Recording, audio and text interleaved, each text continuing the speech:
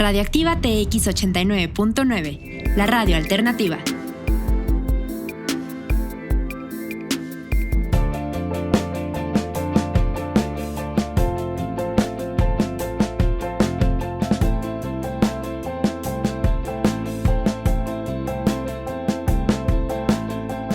Hola, has llegado a En la punta de la lengua. Un poco de lo que está en boca de todos. Entrevistas, cultura, comentarios, opinión, en total libertad. Con Cristina Michaus e invitados.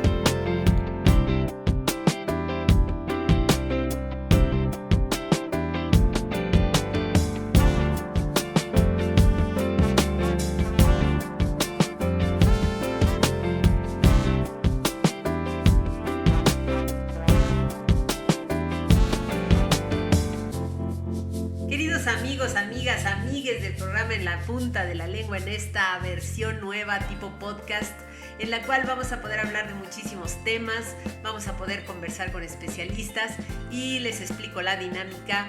Los lunes vamos a estrenar programa, se repetirá los miércoles, luego estrenaremos otra vez los viernes y se repetirá los sábados, con lo cual tendremos 4 oportunidades de escucharnos. Los lunes, los miércoles y los viernes el programa se transmitirá a las 9 de la noche y los sábados a las 9 de la mañana por las frecuencias privilegiadas y maravillosas, autosustentables, totalmente verdes de Radioactiva TX, la radio alternativa, a la cual agradezco muchísimo su hospitalidad. Y bueno, sin más, vamos a pasar a este tema del día de hoy. Vamos a inaugurarlo. Y es un tema que, bueno, a todos nos ha traído de cabeza en los últimos 2 años, que es este tema de la pandemia. Yo le digo pandemia porque creo que lo que más se incrementó, aparte de, desgraciadamente, los decesos y las secuelas de este horrendo bicho, pues ha sido las pancitas, ¿verdad? Entonces, tratando de darle otra connotación y de que esbocemos una pequeña sonrisa, pues yo le digo pancemia a la pancemia. Voy a empezar diciéndoles que a mí en lo particular me ha parecido todo este proceso terrible, por supuesto terrible para la humanidad, pero quiero compartirles, fíjense que nosotros a lo largo de los años como humanidad nos hemos enfrentado a diferentes tipos de pandemia. Las más significativas de que se tiene en memoria, el registro data de 541 a 542 de esta llamada era cristiana. Esa primera plaga se le llamó la plaga de Justiniano, aunque claro, hay otras plagas que se reportan en textos como la Biblia, donde se hablaba de tantas y tantas plagas, pero no tenemos un registro propiamente de cuántos millones de personas fallecieron. Esta plaga de Justiniano, del 541 al 542, estamos hablando de un solo año, se llevó de 30 a 50 millones de personas, no se sabe exactamente. Después viene la peste negra, 1347 a 1351, estamos hablando esa peste negra que fue muy famosa y muy temida, estamos hablando de 4 años y se llevó aproximadamente a 56 millones de personas en todo el mundo. Luego la viruela en 1520, que ojo, 1520, ¿qué les recuerda? Pues justamente es cuando está en su apogeo la conquista española en México, que nos trajo pues precisamente la viruela y que se dice que uno de los factores más importantes de la derrota del pueblo mexicano en aquel tiempo fue este tipo de enfermedades que trajeron los invasores y se llevó a 56 millones de personas en todo el mundo la viruela a partir de 1520 y siguió a lo largo de unos 10 años. Luego, la gran plaga del siglo XVII, no se dice exactamente qué fue esa gran plaga, pero se cree que fue una mezcla de la viruela y la peste negra, imagínense la virulencia de eso, y se llevó a 3 millones de personas. Luego esta llamada tercera plaga en 1855, o sea, ya es un salto importante del siglo XVII a 1855, se llevó a 12 millones de personas. La sexta plaga, digamos, de la Edad Moderna es la gripe rusa en 1889 y duró solamente un año y se llevó a 1 millón de personas en Europa. Después viene la gripe española, esa fue una verdadera plaga a nivel mundial, fue de 1918 a 1919, tan solo un año, y se llevó entre 70 y 100 millones de personas. No se tiene claro el dato de la gripe española, fíjense qué terrible. En este registro, la gripe asiática, que fue de 1957 a 1958, se llevó 1 millón de personas. Esto fue en un solo año. La gripe de Hong Kong, que ocupa el lugar número 9 en este top 10 de plagas a nivel mundial, se llevó de 1968 a 1970, en 2 años, a 1 millón de personas en Asia principalmente. La gran virulencia que vivimos y padecemos hasta nuestros días, se registra el VIH-Sida. 1981 hasta nuestros tiempos, con 25 a 35 millones de personas fallecidas debido a este síndrome. Ahora, las cifras que tenemos al día de hoy por esta cosa espantosa que es el COVID, a ver si les cabe este número en la cabeza. De una población de 7.900 millones de personas en todo el mundo, espero que puedan imaginar esto. Ahí están todos los chinos, todos los rusos, todos los estadounidenses, todos los canadienses, o sea, todos estamos en este número de 7.900 millones de personas poblando la Tierra. Pues resulta que han sido contagiados 205.338.150 contagiados de este terrible COVID, del SARS-CoV-2. De estos 205.338.158 contagiados a nivel mundial, han fallecido desgraciadamente hasta el día de ayer 4.333.100 personas. Ojo, porque esta cifra apenas empieza a equipararse, a igualarse con la cifra de los vacunados. 4.428.168.759 vacunados llevamos. O sea que de los 7.900 millones de personas que somos en el mundo, nos andan faltando 3.471.831.241 dosis para poder tener a toda la población del planeta Tierra vacunada. ¿Cuál es la idea de que todos pudiéramos estar vacunados? Evidentemente, pues esta es una utopía. Los países están tratando de hacer su mejor esfuerzo porque sí, todo el mundo esté vacunado.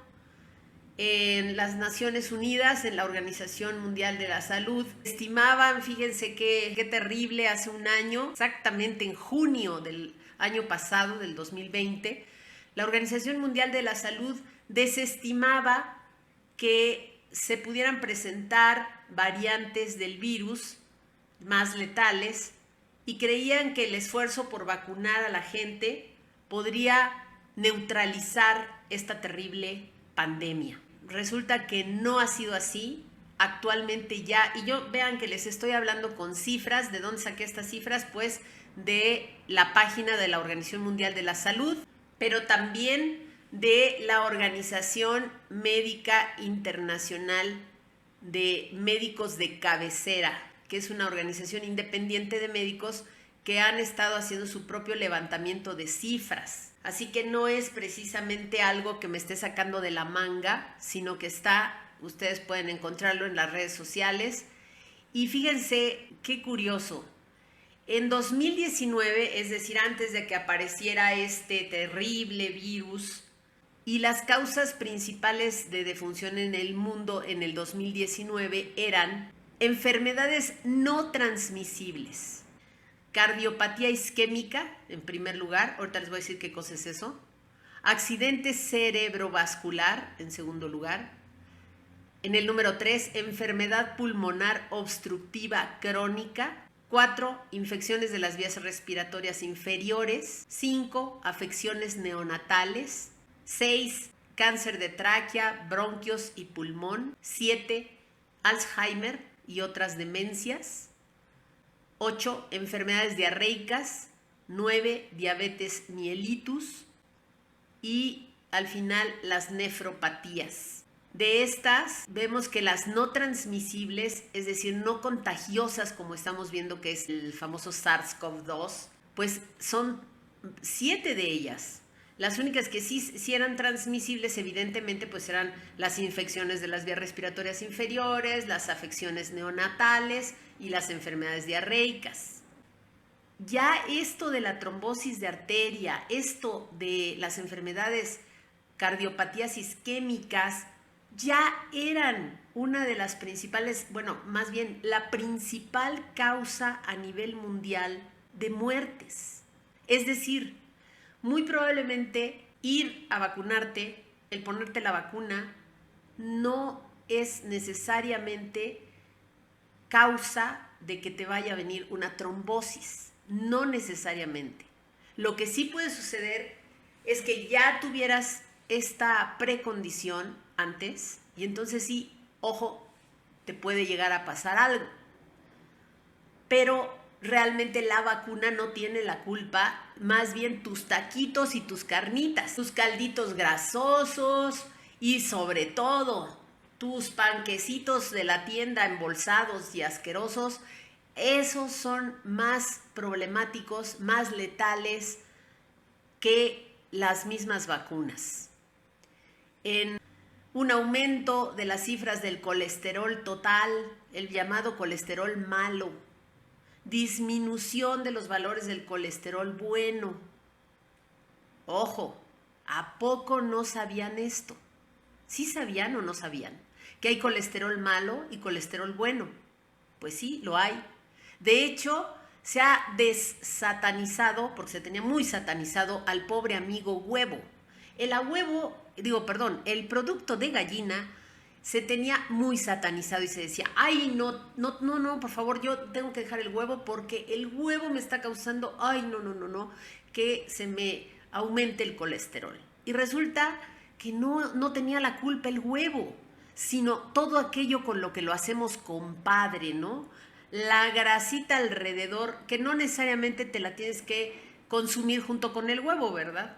Sino que analiza qué es lo que comes diariamente. Desde el corazón de Tequisquiapan, estás escuchando En la Punta de la Lengua con Cristina Michaus. Síguenos en Facebook como Radioactiva TX 89.9 FM. Y bueno, a esto agréguenle tabaquismo, hipertensión arterial, diabetes mellitus, obesidad, sedentarismo. ¿Les suena todo esto? Además del llamado síndrome metabólico que está asociado a la obesidad, la diabetes, el aumento del colesterol y ya todo lo que dijimos. Hace muy poquito me mostraron un estudio de la Universidad de Ohio donde hablaban de que realmente la letalidad del virus se ha incrementado por la tremenda preexistencia de estas condiciones de las que estamos hablando. ¿Cuál es el terror en este momento? ¿Cuál es el problema básico de salud a nivel mundial en este momento? Que estas condiciones preexistentes, al llevarte a una cama de hospital en un ambiente confinado donde probablemente ya las condiciones de higiene sean fatales o inclusive te empiezas a sentir mal y te vas a sentar en tu clínica favorita, te puedes contagiar de N cantidad de cosas, no solamente coronavirus. ¿Y qué pasa en los medios de transporte? Y si a esto le agregamos la estupidez supina de andarnos reuniendo en fiestecitas chiquitas, medianas y grandotas, aquí por favor, todos los que me quieran atacar en ese sentido, he visto los memes. ¡Ay! Se indignan porque se celebró en el Zócalo capitalino, todos pegados como muégano unos con otros. Ahí se celebró la caída de Tenochtitlan. Nos reunimos ese día para celebrar la gran caída en enfermedad y la gran caída en semáforo rojo nuevamente, y la gran caída de nuestra salud y de nuestro sistema de salud. A eso se reunieron esas personas que se fueron a poner allá en la plancha del Zócalo. También otros irresponsables hicieron un festival en una playa en el norte de la República. Reuniones y más reuniones de familiones, en los cuales ya después de 3, 4 cervecitas, se nos olvidó que estamos en pandemia y ahí vamos y abrazamos a la abuelita, ahí vamos y le damos unos besucones a los bebés recién nacidos. Tremendas cifras que nos delatan. Recuento muy mal hecho, pero un recuento al final. Casi 400,000 muertos por COVID en nuestro país. ¿Podría alguien, si nos estuviera viendo desde Marte, pensar, caray, como que estos mexicanos viven en la bipolaridad, viven en la contradicción, viven en el absurdo? ¿Cómo es posible que de arriba de tus autoridades tengan este cantinfleo mental de política pública y hagan este manejo tan verdaderamente atroz de la pandemia? Sé que ya estamos hartos de lo que estamos viviendo y hemos estado viviendo en los últimos 2 años, pero yo creo que lo que más nos ha desgastado es la falta de coherencia, la falta de liderazgo, porque esa es falta de liderazgo total, o un acierto en el liderazgo, pero el liderazgo que te lleva a la perdición y al caos. Ahora, en este momento, estamos en el debate. ¿Mandamos o no mandamos a los niños a las escuelas? Voy a leerles esta colaboración de esta doctora en la primera línea de batalla contra el COVID en una clínica de gobierno. Ella posteó implacablemente: si a tu hijo le da positivo el COVID-19, prepárate para el siguiente escenario. 1. Se lo llevan. 2. Lo aíslan. 3. No hay horario de visita. No creas que lo vas a ir a cuidar. 4. Si se recupera, vuelve. Y si no, no lo vuelves a ver nunca más. No podrás velarlo, solo te avisarán que murió y ellos se encargarán de deshacerse de su cuerpo, lo creman y chao. Si realmente te importan tus hijos y tu familia, quédate en casa y trata de que tus hijos se queden en casa.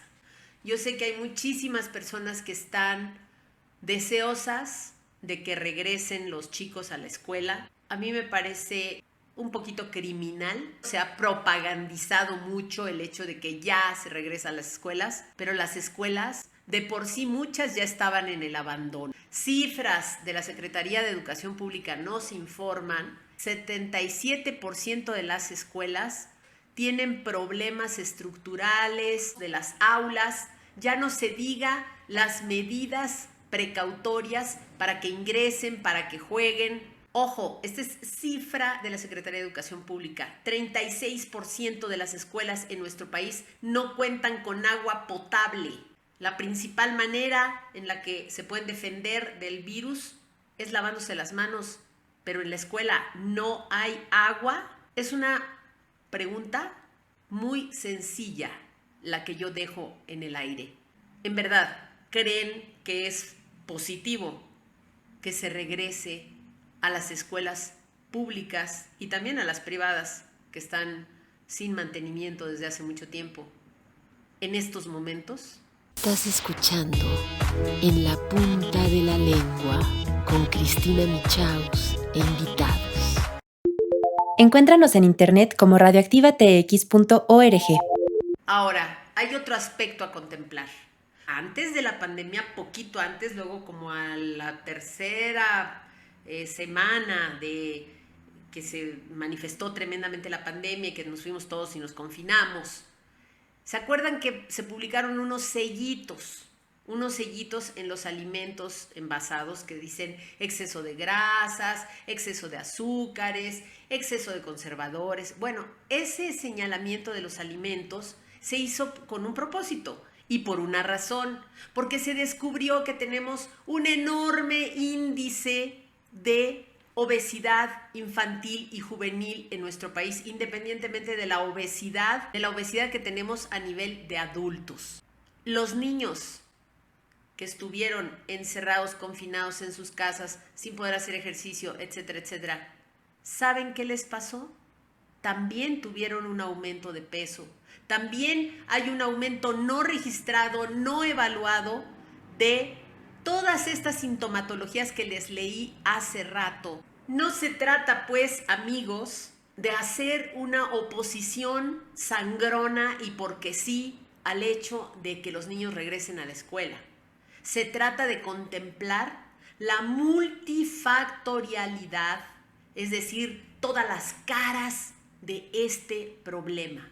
Si los niños regresan a las escuelas, van a regresar vulnerables, no solamente al SARS-CoV-2, al COVID-19, no solamente, sino también a toda esta problemática tremenda en la que están sumidas las escuelas, en la que está el Sistema Nacional de Salud y el Sistema Nacional de Educación Pública en este país, no de ahora, de hace muchísimos años, eso sí, lo concedo, pero creo que podríamos ser más inteligentes o podría ser más inteligente el gobierno de arriba para abajo y de abajo para arriba para tomar entre las manos este problema con responsabilidad.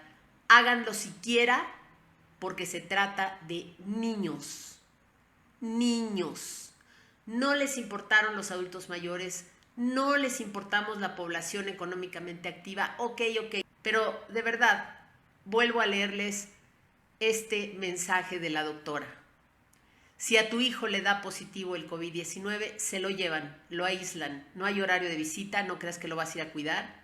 Si se recupera, vuelve, y si no, no lo vuelves a ver nunca más. No podrás despedirte, no podrás velarlo, solo te avisarán que murió y ellos se encargarán de deshacerse de su cuerpo. Lo creman y chao. Si realmente te importan tus hijos y tu familia, quédate en casa, manténlos en casa. Esta es una opinión súper personal, por eso este programa En la Punta de la Lengua, bueno, está retomando en este nuevo formato temas candentes que están en boca de todos y así lo seguiremos haciendo. Nos escuchamos en una emisión más. Recuerden, ahora salimos los lunes, se repite el miércoles, salimos o estrenamos programa los viernes, que por cierto los viernes va a ser después de pláticas en el sofá y después poquito de música y luego entramos a las 9 de la noche. Así que ya lo saben, lunes, miércoles, viernes a las 9 de la noche y los sábados se repite el programa del viernes a las 9 de la mañana. Así que, queridos amigos, un placer, un gusto y espero que todos estos conceptos, les di muchísimos números, muchísimas cifras, muchísima información. Espero que queden girando en su cabecita y que hagan una buena reflexión. Porque al final la libertad de decidir depende de la calidad de información que manejes. Les envío un cordialísimo saludo, deseo para todas sus familias todo género de salud, sobre todo para los más pequeños. No seamos incoherentes, corresponsabilidad. Muchas gracias.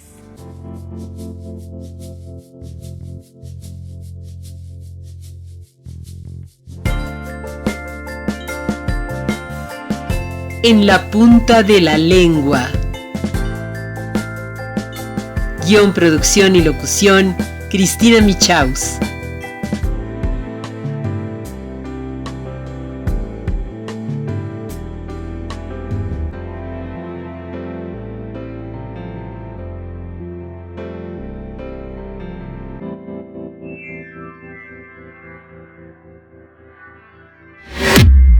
Radioactiva TX 89.9, la radio alternativa.